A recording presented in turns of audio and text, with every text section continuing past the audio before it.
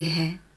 यहाँ से पहले बिंदु को मरीचि ऋषि के नाम से जानते हैं। उसके बाद में जो बिंदु है वो कहलाते हैं ऋषि वसिष्ठा।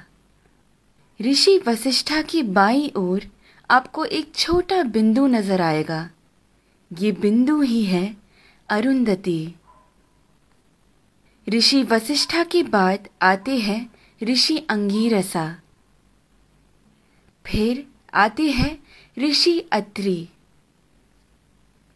फिर दाईं ओर की तरफ मुड़ते हुए जो बिंदु आता है वो है ऋषि पुलस्त्य। उसके बाद आते हैं ऋषि पुलह और फिर ऋषि क्रतु। ऋषि पुलह और क्रतु के अंतर को 5 गुना मिलाकर नीचे की तरफ आएंगे तो वहां बसे हैं ध्रुव नक्षत्र।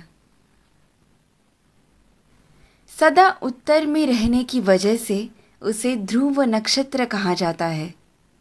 इंग्लिश में हम इसे नॉर्थ स्टार के नाम से जानते हैं। बाल्यावस्था के ध्रुव नक्षत्र अगर उत्तर में बसे हैं तो वृद्धावस्था के अगस्त्य नक्षत्र दक्षिण में बसे हैं। अगस्त्य और ध्रुव नक्षत्र हमेशा उसी स्थान पर ही पाए जाते हैं। इन दोनों के बीच में मौजूद आकाश गंगा सतत घूमती रहती है। इस कारण से हमारी धरती अक्ष के ऊपर घूमकर घूमती रहती है। ये सच है कि सारा जगत भगवान के इर्द गिर्द घूमता रहता है, लेकिन वो हमें कभी नजर नहीं आ सकता। भूमि के अनेक कालों में से उसे 4 काल में छांटते हैं। ऊपर नजर आ रहा पीठ के बल सोया हुआ प्रश्न चिन्ह के आकार में बना हुआ सप्त ऋषि मंडल हमें वसंत ऋतु में ठीक ऐसे ही नजर आता है। आगे बढ़ते हुए शिशिर ऋतु यानी ठंड के मौसम में हमें सप्त ऋषि मंडल ऐसे नजर आता है। फिर शरद ऋतु में जब सारे पत्ते झड़ने लगते हैं तब सप्त ऋषि मंडल हमें ऐसे पीठ के बल सोया हुआ प्रश्न चिन्ह के आकार में नजर आता है।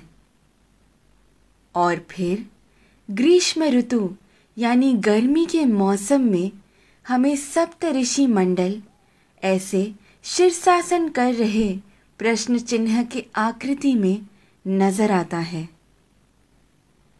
चाहे जो भी हो, जब हम ये सारे प्रश्न चिन्हों को एक साथ में देखते हैं, हमारे सामने एक विशेष आकृति हमें बनता हुआ नजर आता है। वही कहलाता है हमारा स्वस्तिक। स्वस्थ का मतलब है आरोग्यवान।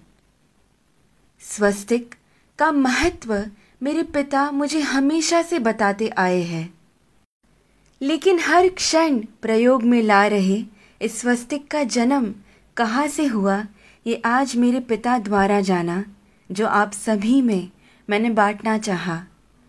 ध्रुव नक्षत्र को देखते हुए हमें ये मालूम होता है कि हम पूरी जिंदगी जिस दिशा की ओर बहते जा रहे हैं वही है उत्तर दिशा। इसीलिए शायद हमारी भूमि पर भी दक्षिण में अधिक जल है और उत्तर की ओर अधिक ज़मीन है। इस विषय को इतनी सुंदरता से वीडियो के रूप में बनाकर आप सभी को समझाने का श्रेय जाता है मुक्ता जी को। धन्यवाद। तत्परा अहोरात्रा।